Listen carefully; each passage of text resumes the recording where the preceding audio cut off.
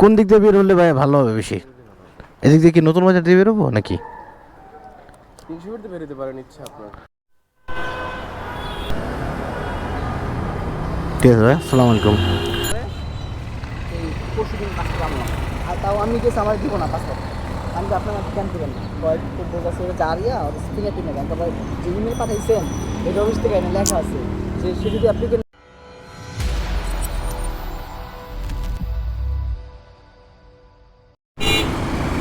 আসসালামু আলাইকুম। কি অবস্থা সবার, কেমন আছেন? আশা করি সবাই ভালো আছেন। আলহামদুলিল্লাহ আমিও খুব ভালো আছি।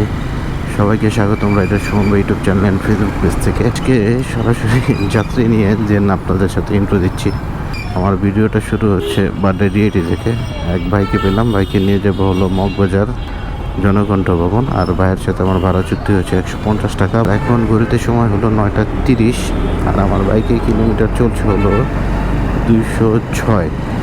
এমনিতেই রাস্তায় ট্রিপ কম, রোজার মাস, ইনকামের কোনো টার্গেট নেই আমার, যা ইনকাম হবে তাই আলহামদুলিল্লাহ। আর আজকে তারিখ হলো আপনার 17 মার্চ, 16 রমজান।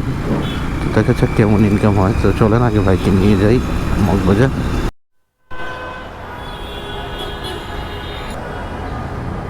ঠিক আছে ভাই, আসসালামু আলাইকুম। তো বাইকে নামিয়ে দিলাম হলো মগবাজার, আর বাইকে নিয়ে আসতে আমার সময় লেগেছে হলো 10 মিনিট। তো আলহামদুলিল্লাহ আজকে মোটামুটি রাস্তা ফাঁকাই ছিল, যার কারণে এতটুকু কম সময় লাগলো বাইকে নিয়ে আসতে। তো এখন দেখি পরবর্তী ট্রিপ কোথায় পাই, পরবর্তী ট্রিপ নিয়ে আপনাদের সাথে ফিরছি।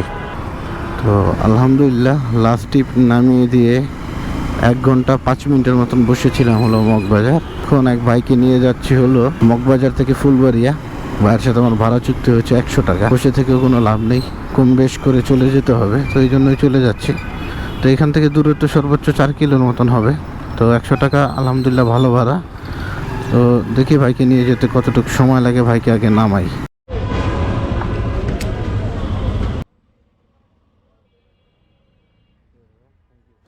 আলহামদুলিল্লাহ ভাইকে নিয়ে চলে আসলাম মগবাজার থেকে ফুলবাড়িয়া বাস কাউন্টার। তো বাইকে নিয়ে আসতে সময় লেগেছে আমার 15 মিনিট। তো এই 15 মিনিটে আমার ইনকাম হলো 100 টাকা। তো এখন দেখি পরবর্তী ট্রিপ কোথায় পাই, পরবর্তী ট্রিপ নিয়ে দেন আপনাদের সাথে আবার ব্যাক করছি।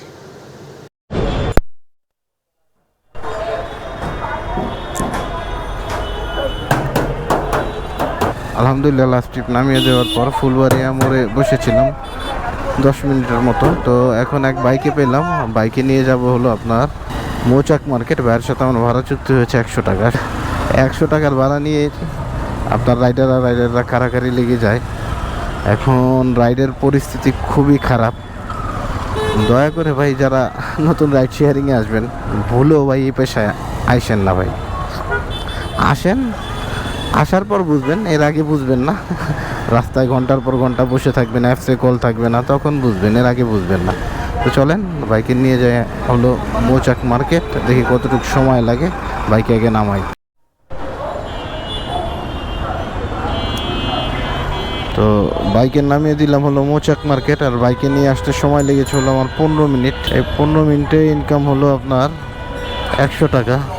আসলে এরকম 15 মিনিটে যদি ইনকাম 100 টাকা হতো তাহলেও কিন্তু ভালো হতো, কিন্তু ইনকামের যে অবস্থা, ইনকাম নেই। তো দেখি এখন পরবর্তী ট্রিপ কোথায় পাই, পরবর্তী ট্রিপ নিয়ে আপনাদের সাথে ব্যাক করছি। তো আলহামদুলিল্লাহ লাস্ট ট্রিপ নামিয়ে দেওয়ার পর প্রায় 1 ঘন্টা 20 মিনিটের মতন বসেছিলাম। তো 1 ঘন্টা 20 মিনিট বসে মৌচাক থেকে খালি ট্রেনে আসলাম হলো মালিবাগ রেলগেট। এই মালিবাগ রেলগেট থেকে এক ভাইয়াকে পেলাম, ভাইয়াকে নিয়ে যাচ্ছিল নর্থ সাউথ ইউনিভার্সিটি। ভাইয়ের সাথে আমার ভাড়া চুক্তি হয়েছে 220 টাকা। চলেন বাইকে নিয়ে যাই, দেখি কতটুকু সময় লাগে যেতে নর্থ সাউথ ইউনিভার্সিটি।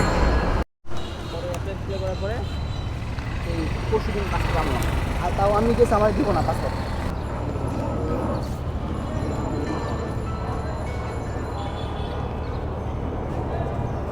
ঠিক আছে ভাই, ভালো লাগলো আপনার সঙ্গে রাইড শেয়ার করে, ভালো থাকবেন, আসসালামু আলাইকুম।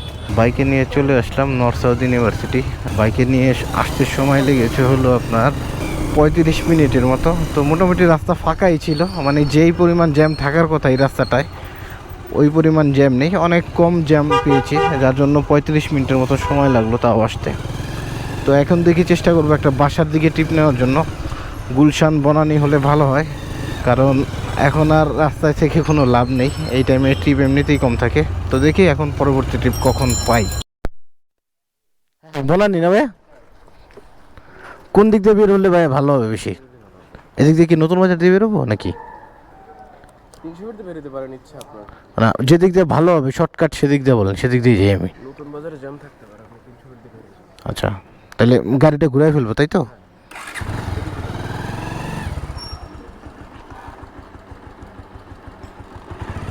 বনানী সুপার মার্কেট না? আচ্ছা আচ্ছা। তো লাস্ট ট্রিপ নামায় দেওয়ার পর একটা ইনড্রাইভে কল পেলাম বনানী সুপার মার্কেট। তো ভাইয়ের সাথে আমার ভাড়া বিট হয়েছে 122 টাকা। আসলে আমি যেহেতু বাসার দিকে চলে যাবো সেহেতু এই ট্রিপটা নিয়ে নিয়েছি। তো দেখি যেতে কতটুকু সময় লাগে। তো চলেন ভাইকে নিয়ে যাই বনানী সুপার মার্কেট।